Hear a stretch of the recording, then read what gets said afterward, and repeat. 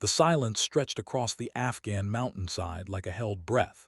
Staff Sergeant Marcus Rodriguez pressed his radio earpiece deeper, straining against the static that had consumed their communications for the past 47 minutes.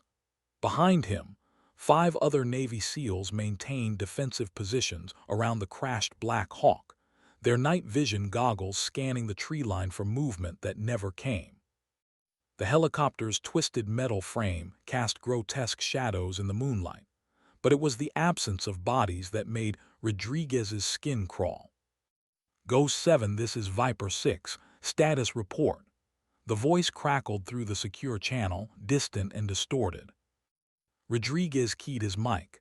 Viper 6, Ghost 7, crash site secured, no survivors visible, no hostile contact. He paused, studying the wreckage again. Something's wrong here, sir. Bird went down clean, no fire damage. Pilot seats are empty, but there's no blood trail. Petty Officer Jackson crouched beside a piece of twisted fuselage, his tactical light illuminating something metallic half buried in the rocky soil. Sarge, you need to see this. Rodriguez moved carefully across the debris field, each step deliberate and silent despite the urgency building in his chest. Jackson held up a small rectangular device, no bigger than a credit card, its surface scratched but intact. A faint red light pulsed steadily at one corner. That's military issue, Jackson whispered. Looks like a pilot's emergency beacon. Negative. Rodriguez took the device, turning it over in his gloved hands. The serial numbers were partially obscured, but what remained made his blood run cold. This is something else entirely. He'd seen devices like this before, in classified briefings that made hardened SEALs shift uncomfortably in their chairs. Subcutaneous tracking implants, reserved for pilots flying the most sensitive missions. Pilots who carried secrets worth killing for. The red light pulsed faster. Sir, we're getting a signal. Corpsman Torres looked up from his handheld scanner, confusion evident even through his tactical mask. Heartbeat, approximately 60 meters northwest, weak but steady. Rodriguez felt the familiar tingle of adrenaline mixed with something else, something that whispered of conspiracy and cover-ups, of missions that didn't exist and pilots who were supposed to be dead. He'd heard rumors about Phoenix Squadron, about a female pilot whose call sign had become legend among those clearance levels above his pay grade, about someone who'd flown missions so black they left no records, only whispers. The device in his hand pulsed once more, then went dark. Mount up, Rodriguez commanded, his voice carrying an authority that made his team respond without question. We have a pilot to find. They moved into the darkness, unaware they were about to discover that sometimes the dead refuse to stay buried, especially when they carry secrets that could reshape everything. The mountainside held its breath, waiting. The tracking led them through terrain that seemed designed to break men's spirits. Razor-sharp ridgelines gave way to hidden ravines where shadows pooled like black water, and every step forward felt like a gamble against unseen enemies. Rodriguez had conducted hundreds of search and rescue operations, but this felt different. The implant's signal had resumed after 20 minutes of silence, pulsing with mechanical persistence that reminded him uncomfortably of a dying animal's heartbeat. Movement 2 o'clock, whispered Specialist Brooks, the team's youngest member. His voice carried the tight control of someone fighting his first real taste of fear. Rodriguez raised his fist and the team froze instantly. Through his night vision, the landscape appeared in ghostly green detail, every rock, every shadow, every potential threat magnified and crystal clear. But there was something else, something that didn't belong in this desolate place. A figure, small and still, propped against a boulder 30 meters ahead. I count one individual, no movement, Rodriguez subvocalized into his throat mic. Possible hostile, possible casualty. Brooks, Torres, establish overwatch. Jackson with me. They approached with the careful patience of predators, every sense heightened. The figure resolved into the unmistakable silhouette of a pilot, flight suit torn and stained with what looked like blood in the green-tinted darkness. The helmet lay nearby, cracked down one side, its visor reflecting their approach like a dead eye.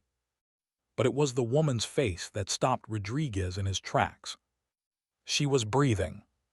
Her eyes were closed, but her chest rose and fell with the shallow rhythm of someone dancing on the edge of consciousness. Blood had dried on her temple, and her left arm hung at an unnatural angle, but she was alive. More importantly, she wore the unmistakable patches of Phoenix Squadron, the unit that officially didn't exist. Jesus, Jackson breathed. That's her, that's Wraith. Rodriguez had heard the stories, passed between operators in hushed conversations that died when officers approached. Major Alexandria Voss, call sign Wraith, the pilot who'd flown extraction missions so dangerous that regular Army aviation refused them. The woman who'd pulled Delta teams out of situations that should have been death sentences, who'd landed helicopters in places where physics said it was impossible. But looking at her now, broken and vulnerable against the unforgiving stone, she looked like nothing more than another casualty of a war that consumed the innocent and guilty with equal hunger. Her eyes opened. They were the color of storm clouds, gray and fierce despite the pain etched across her features. When they focused on Rodriguez, he saw something that made him unconsciously straighten his shoulders: recognition, calculation, and a hardness that spoke of decisions made in the space between heartbeats. "You're late," she said, her voice barely above a whisper but carrying an authority that made him want to apologize. "Ma'am, we're here to extract you," Rodriguez replied, professional instincts warring with curiosity. "Can you move?" Her laugh was bitter as winter wind. "Extract me to where, Sergeant? To the people who shot me down, to the ones who wanted me dead." She tried to shift position and winced, the pain breaking through her composure for just a moment. "Do you even know what mission you're really on?" The question hung in the air like smoke from a distant fire, carrying implications that Rodriguez felt but couldn't quite grasp. Behind him, his team maintained their vigilant watch, but he could sense their tension ratcheting higher with every word. Major Voss closed her eyes again, and for a moment Rodriguez thought she'd lost consciousness. Then she spoke, so quietly he had to lean closer to hear. "The package I was carrying," she whispered. "Did you find it?" Rodriguez felt the familiar chill of operations spinning beyond his control, into realms where truth became fluid and loyalty became a luxury. He thought of the empty helicopter, the pristine crash site, the implant that had led them here with mechanical precision. "What package, ma'am?" Her smile held no warmth at all. The silence that followed was pregnant with implications Rodriguez didn't want to examine too closely. In his 15 years of special operations, he'd learned to recognize the moments when a mission shifted from routine to catastrophic, when the carefully planned operation revealed itself to be something else entirely. This felt like one of those moments. "Viper 6, Ghost 7, he said into his throat mic, turning slightly away from Major Voss. "We have the pilot. She's alive but injured, requesting immediate medevac." Static answered him. Long, empty static that stretched until Jackson caught his eye and shook his head grimly. "Comms are down, Sarge," Torres reported from his overwatch position. "All frequencies." Rodriguez felt the familiar tightness in his chest that came with realizing the variables had changed. Communication blackouts during sensitive operations were rarely accidental. Someone wanted them isolated, cut off from command authority and standard procedures. The question was who and why. "Ma'am," he said, turning back to Major Voss, "we need to move you to a secure location. Our extraction point is 3 clicks south." She was studying him with those storm-gray eyes, and he had the uncomfortable feeling of being evaluated by someone whose standards he didn't understand. "How long have you been operational in this sector, Sergeant?" 18 hours, ma'am." "And in those 18 hours, did your briefing mention Phoenix Squadron?" Rodriguez hesitated. The mission brief had been unusually sparse, focused on search and rescue with little context. No mention of special programs or classified units, just coordinates, a downed aircraft, and orders to secure any survivors. No, ma'am. Did it mention that the helicopter you found was carrying experimental navigation systems worth more than your team's annual budget? Or that 3 different government agencies have been hunting those systems for the past 6 months? The pieces were starting to form a picture Rodriguez didn't like. Ma'am, with respect, I need to get you medical attention. We can discuss mission parameters once you're stable. Major Voss actually smiled at that, and it transformed her face completely. For a moment, the hardness receded, and he saw someone younger, someone who might have laughed easily under different circumstances. Sergeant Rodriguez, yes, I know your name. You're about to learn something they don't teach in special operations school. Sometimes the people who send you on missions aren't the same people who want you to come back. Before he could respond, Brooks's voice crackled through the team frequency. Multiple vehicles approaching from the south. Looks like a convoy, moving fast with lights out. Rodriguez felt his world narrow to the essential elements. His team, the woman who was either a vital asset or dangerous liability, and unknown forces converging on their position. The tactical situation was deteriorating rapidly. How many? He asked. 4 vehicles, maybe 5, couple minutes out. Major Voss was struggling to stand, using the boulder for support. Her left arm hung useless, but her right hand moved with purpose to a pocket on her flight suit. Sergeant, that convoy isn't coming to rescue me. They're coming to finish what they started. She pulled out a small device that Rodriguez recognized immediately, a crypto key, the kind used to encrypt communications for the most sensitive operations. This is what they want, and if they get it, a lot of good people are going to die. The sound of engines grew louder, echoing off the mountainsides in a way that made it impossible to determine exact direction or distance. Rodriguez made the kind of decision that defined careers and sometimes ended them. Brooks Torres, what's your assessment of those vehicles? Military configuration, but no IFF signals. Could be anyone. Rodriguez looked at Major Voss, seeing the pain she was fighting to hide, the determination that kept her upright despite injuries that should have left her unconscious. She was trusting him with something important, something that went beyond standard operating procedures into the realm where right and wrong became personal choices rather than orders from above. Ma'am, he said quietly, what do you need us to do? Her smile was fierce as lightning. Help me disappear. The plan Major Voss outlined was simple in concept and nearly impossible in execution. They would stage her death. The tracking implant, she explained, her voice tight with pain as Torres worked to stabilize her arm with field dressings. It's not just for location. It monitors vital signs. If we can simulate cardiac arrest and extract the device, it'll send a death signal to whoever's monitoring. Rodriguez crouched beside her, mind racing through tactical possibilities. And then I become someone else's problem and you complete your mission as briefed. You found the crash site, you found a dead pilot, you called it in. Clean and simple. Brooks's voice interrupted through their comms. Convoys splitting up. 2 vehicles heading to the crash site, 3 coming our way. ETA 4 minutes. The approaching vehicles changed everything.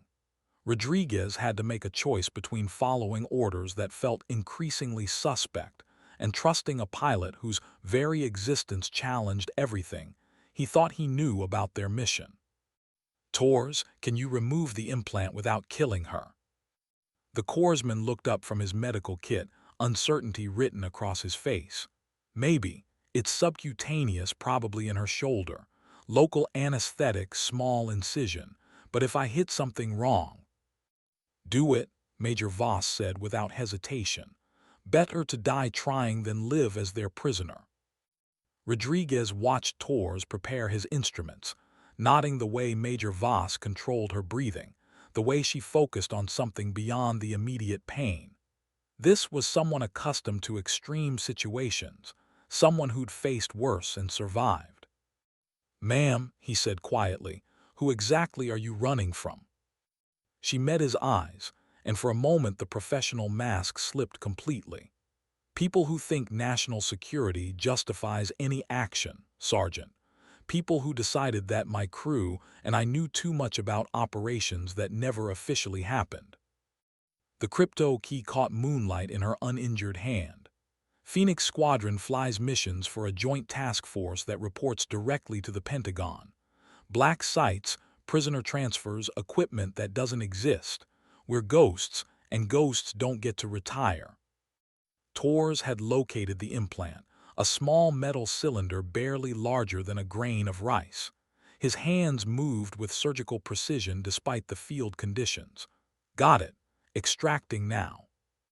Major Voss gritted her teeth but didn't make a sound as Torres carefully worked the device free. Blood welled in the small incision, black in the night vision displays. "Signals going dark.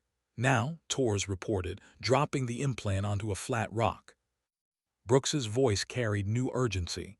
"Vehicles have stopped, personnel dismounting. Looks like they're forming search teams."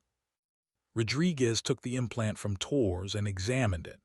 Still warm from Major Voss's body, it pulsed weakly for several seconds before going completely dark. Somewhere, on a screen in a classified facility, her vital signs had just flatlined. "How long before they figure out it's a fake?" he asked. "Depends how badly they want to believe I'm dead," she replied. "Could be hours, could be minutes." The sound of boots on stone echoed from multiple directions now. Professional movement, coordinated and purposeful. Not the random searching of local forces, but the methodical sweep of operators who knew their business. Rodriguez made his decision with the clarity that came from accepting consequences he couldn't predict.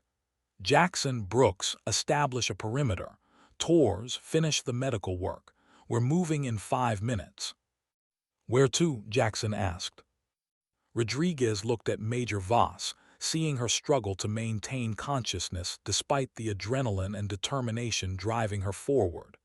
"Ma'am, you mentioned disappearing. What did you have in mind?"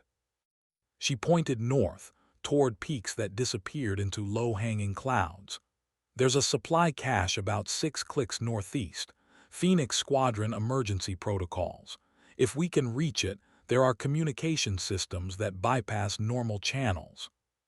And then, her smile was grim as death.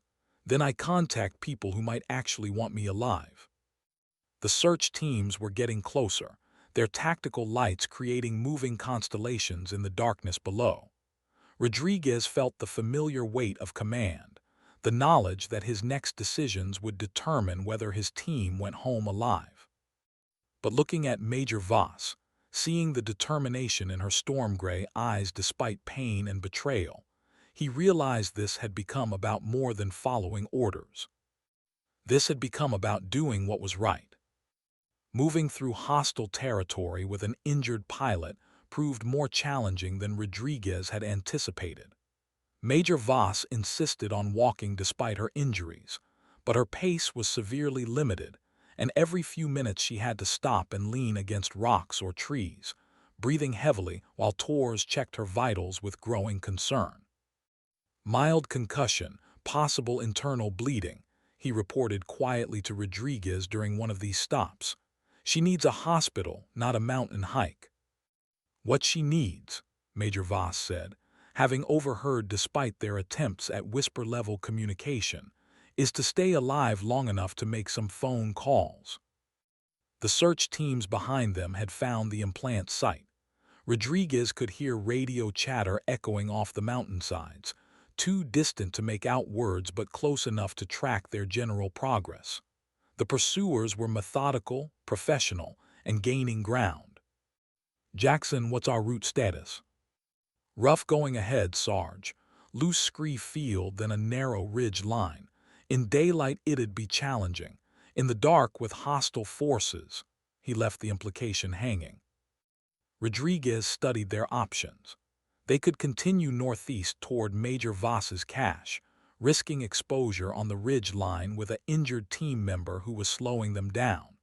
Or they could find defensive positions and attempt to hold off pursuers until dawn brought extraction possibilities. "Ma'am," he said, kneeling beside Major Voss as she rested against a pine tree, "I need to know exactly what we're walking into. How many people know about this cache?" She considered the question with the deliberate care of someone whose survival depended on precise information management. Phoenix Squadron operates on cell-based security protocols. Each pilot knows 3 cache locations, but not the same 3. Total need-to-know basis. So the people hunting you might not know about it. Might not, but if they've compromised Phoenix Squadron operations. She didn't finish the sentence, but the implication was clear. Brooks appeared out of the darkness like a ghost, moving with the silent precision that made him valuable despite his relative inexperience. "Sarge, I've been monitoring their radio traffic. They're calling in additional assets, helicopter support within the hour." The tactical situation was deteriorating rapidly. Once helicopters arrived with thermal imaging and coordinated search capabilities, their options would become severely limited. Rodriguez felt the familiar pressure of command decisions, where every choice carried potentially fatal consequences. "How far to the cache?" he asked Major Voss.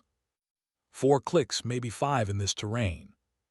Torres shook his head grimly. "At her current pace, that's 3 hours minimum. We don't have 3 hours." Rodriguez studied Major Voss's face in the ambient starlight, nodding the pallor that spoke of shock and blood loss, the way she favored her left side, the tremor in her hands that she was fighting to control. She was running on determination and adrenaline, but both had limits. "There's another option," she said quietly, as if reading his tactical assessment. "I can tell you how to access the cache remotely, give you the codes, the procedures. You make the calls, establish contact with my people." "Ma'am, we're not leaving you." Her laugh held no humor. "Sergeant, I'm slowing you down and you know it. Every minute we waste is another minute for them to position assets and cut off escape routes." She pulled the crypto key from her pocket again. "This contains everything they want to keep secret. Mission logs, operational records, evidence of activities that would embarrass a lot of important people." Rodriguez felt the weight of the moment, understanding that she was offering him something that went far beyond military protocol. She was asking him to become part of whatever conspiracy she'd uncovered, to risk his career and his team's safety for principles he didn't fully understand. "What guarantee do I have that your people won't hang us out to dry too?" Major Voss met his eyes, and he saw something there that made his decision for him. Integrity that had been tested and not broken, honor that had survived betrayal and violence. "You don't," she said simply.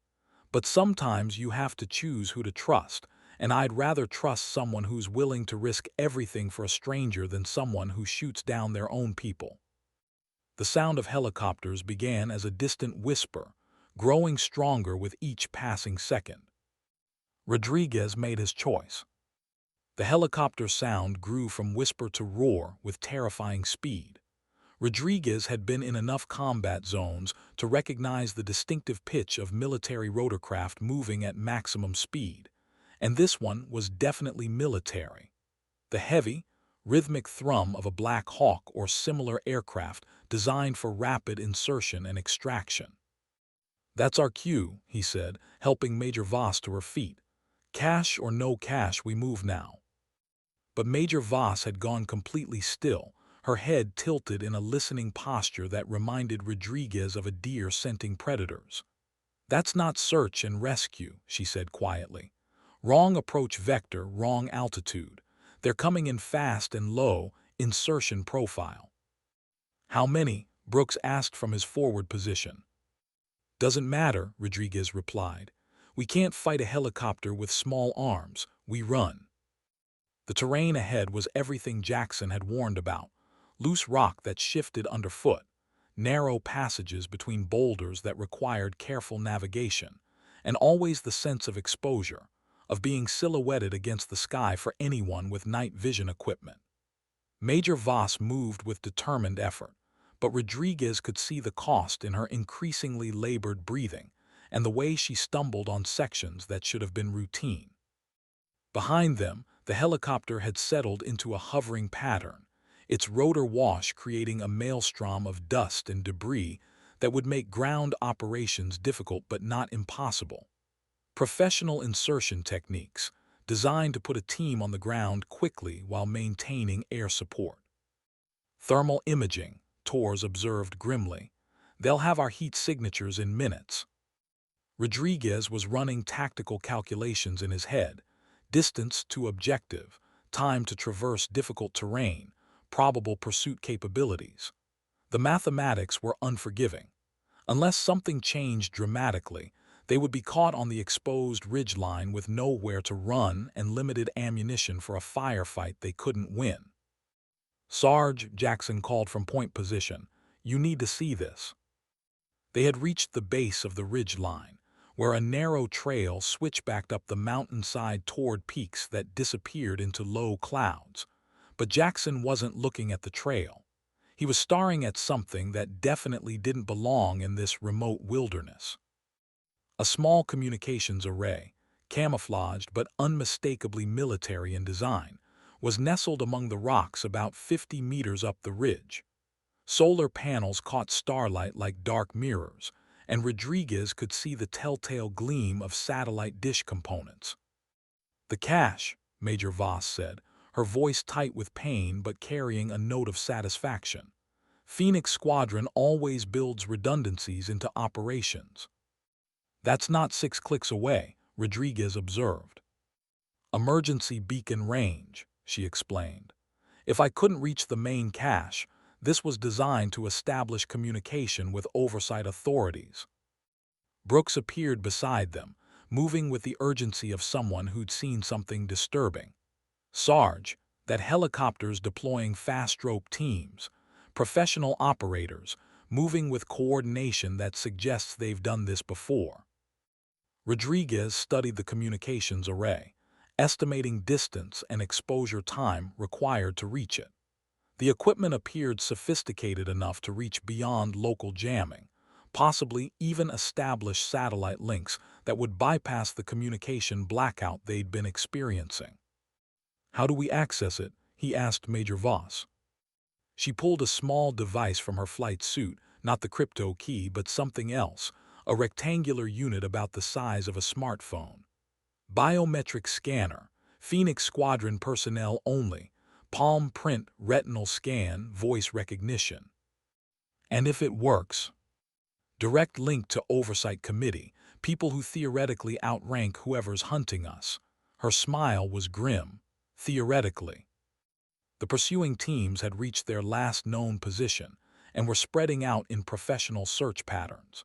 Rodriguez could see tactical lights moving methodically through the terrain they just vacated, and it was only a matter of time before the pursuit shifted toward higher ground. "Brooks Torres establish overwatch. Jackson with me and the Major. We're going up." The climb was treacherous in darkness, loose rock shifting underfoot, and the constant threat of silhouetting themselves against the sky. Major Voss struggled with the ascent, her injuries making each step a visible effort, but she refused assistance and maintained a pace that kept them moving toward the communications array. Halfway up, Rodriguez heard something that made his blood run cold: the sound of boots on stone, moving upward from multiple directions. The pursuit teams had found their trail and were following with the methodical patience of professionals who knew their quarry was trapped on the mountain.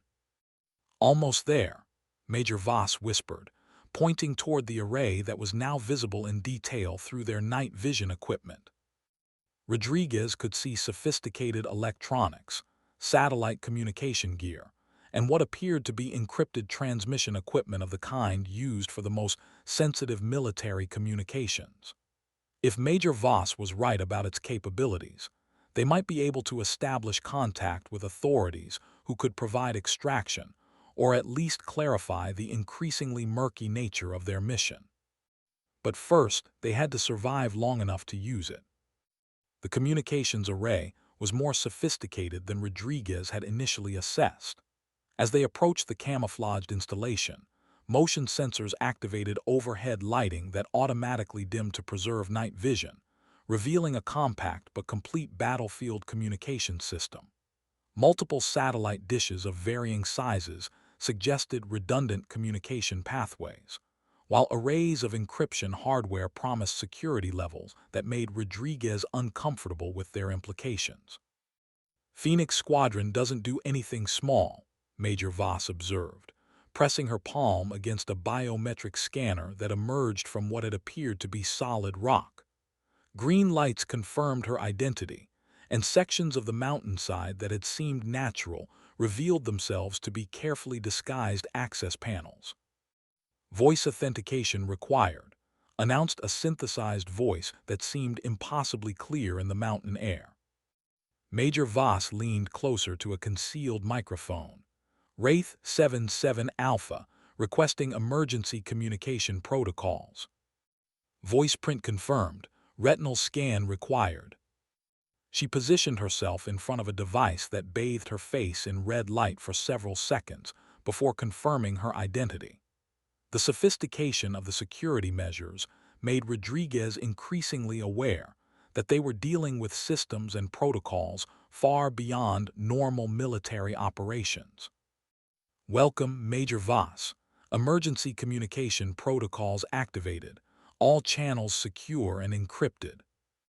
A control panel emerged from the rock face, displaying communication options that included direct satellite links to what appeared to be Pentagon-level command authorities.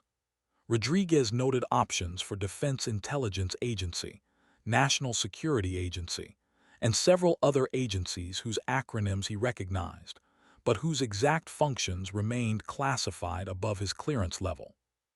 Sarge, Brooks reported through their tactical frequency, pursuit teams have reached the base of the ridge. They're establishing a perimeter, but they're not advancing. Looks like they're waiting for something. Rodriguez studied the tactical display that was part of the communications array, noting that it showed approaching aircraft signatures in addition to ground forces. The helicopter they'd heard earlier had been joined by at least two others, and all three were converging on their position with coordination that suggested extensive planning. "Ma'am, whatever you're going to do it fast." Major Voss was already establishing connections through the secure channels, her fingers moving across the control panel with practiced efficiency. "This is Wraith 77 Alpha, requesting immediate priority communication with Oversight Committee 7. The response was immediate, suggesting that someone had been waiting for exactly this kind of contact. "Wraith 77 Alpha, this is Control. Your status was reported as KIA 4 hours ago. Confirm your identity and current situation." Major Voss's laugh was bitter. "Control, I'm very much alive despite someone's best efforts. I have critical intelligence regarding Phoenix Squadron security compromise and require immediate extraction." A pause that lasted long enough for Rodriguez to hear the approaching helicopters growing louder. Then, "Wraith 77 Alpha, extraction teams are being scrambled to your location. Maintain current position and await friendly forces." "Negative, Control. Hostile forces are already at my location. Unknown operators with air support, professional coordination, government-level resources. I believe Phoenix Squadron has been compromised at the command level." Another pause, longer this time. Rodriguez could practically hear the calculations being made on the other end of the communication link. The rapid assessments of political implications and operational security that accompanied situations where friendly forces might be shooting at each other. "Wraith 77 Alpha, you are to surrender immediately to extraction teams currently inbound to your location. This is a direct order from command authority." Major Voss stared at the control panel for a moment, then looked at Rodriguez with an expression that combined resignation and determination in equal measure. "Sergeant, that's not oversight committee. That's the same voice that briefed my last mission, the mission that was supposed to end with me disappearing permanently." The tactical implications hit Rodriguez like cold water. If Major Voss was correct, the communication system they'd trusted to provide escape had instead announced their exact location to the people hunting them. The sophisticated array wasn't a lifeline, it was a trap. "Tors, Jackson, immediate withdrawal to Rally Point Alpha," he commanded through his throat mic. "We are compromised and need to move now." But Major Voss was still working at the control panel, her fingers flying across displays that showed increasingly alarming tactical data. "There's something else, Sergeant. Mission logs, operational records. This system has access to Phoenix Squadron's complete operational database." "Ma'am, we need to move." "Not yet." Her voice carried an authority that made him pause despite the approaching danger. "I can download everything, every mission, every cover-up, every order that sent people to die for political convenience. The crypto key I've been carrying is just one piece. This is the complete picture." The helicopters were close enough now that rotor wash was creating dust clouds around their position, and Rodriguez could see ropes dropping from aircraft that had appeared as shadows against the star-filled sky. Major Voss looked at him with those storm-gray eyes, and he realized she was asking him to make a choice that would define both their futures. "Help me download everything, or run and hope they decide we're not worth the trouble of hunting down." Rodriguez looked at the approaching extraction teams, thought about his men depending on his decisions, considered the implications of military officers shooting at each other in the name of classified operations that might never see daylight. Then he made his choice. Rodriguez moved to the control panel beside Major Voss, his tactical training warring with instincts that told him they should be running rather than accessing classified databases while hostile forces closed in around them. But something in her determination, in the way she'd maintained her integrity despite betrayal and violence, made him trust her judgment about what needed to be done. "How long?" he asked, watching data streams flow across multiple displays showing Phoenix Squadron operational records spanning what appeared to be several years. 2 minutes for core mission logs, 5 minutes for complete database," she replied, her fingers working with precision despite obvious pain from her injuries. "But Sergeant, once this download starts, they'll know exactly what we're doing. The system logs everything." The tactical situation was deteriorating by the second. Through his night vision equipment, Rodriguez could see figures rappelling from helicopters with professional efficiency, establishing perimeter positions that suggested extensive training in mountain warfare and small unit tactics. These weren't regular military personnel. They moved with the fluid coordination of special operations forces. "Jackson, report," he subvocalized into his throat mic. "6 operators visible, probably more I can't see.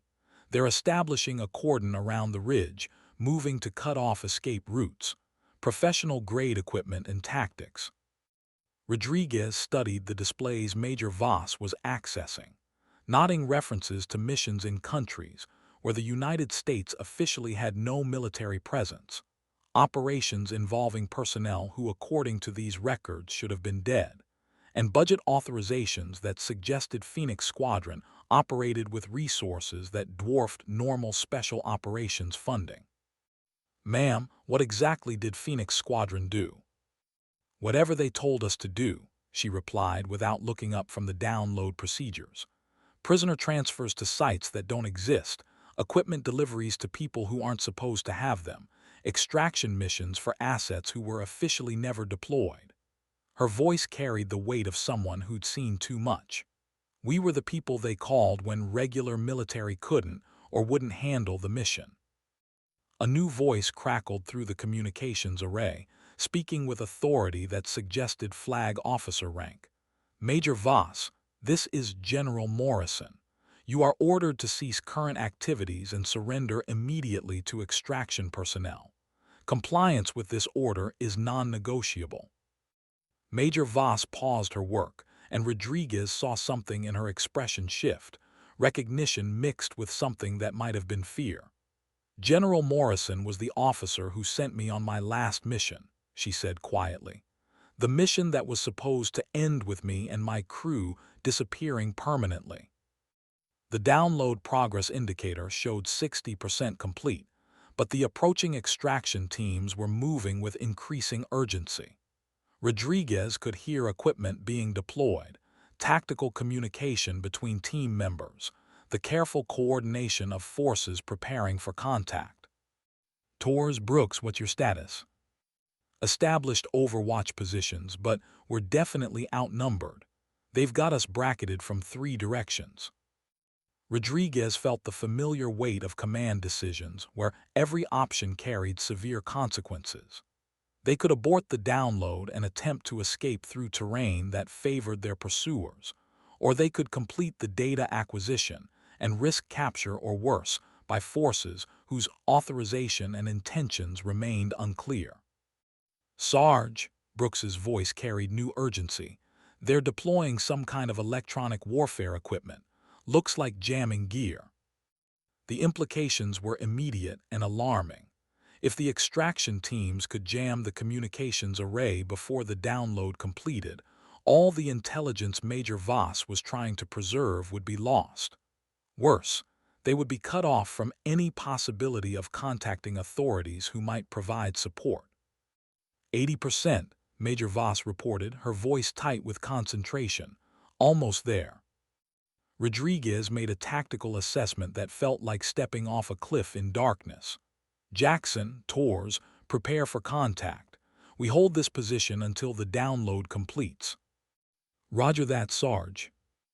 Major Voss looked at him with an expression that combined gratitude and concern. "Sergeant, you understand what you're committing to. Once we have this data, there's no going back. People who want this information buried will not stop hunting us." Rodriguez thought about his team, about the oath he'd taken, about the difference between following orders and doing what was right. "Ma'am, my people didn't sign up to be part of a cover-up. If Phoenix Squadron was conducting illegal operations, that needs to see daylight." The download indicator reached 90% just as the first shots echoed across the mountainside. The gunfire erupted from multiple positions simultaneously, muzzle flashes strobing in the darkness as Rodriguez's team engaged extraction forces who had advanced closer than anyone expected. The distinctive crack of 5.56 ammunition mixed with heavier caliber weapons that suggested the opposition carried serious firepower. "Contact front and flanks," Jackson reported through increasingly static-filled communications. "They're using suppressed weapons, professional-grade equipment." Rodriguez dropped into a defensive position beside the communications array, his rifle trained on movement shadows, while Major Voss continued working at the download with determination that bordered on desperation. The progress indicator showed 95%, but the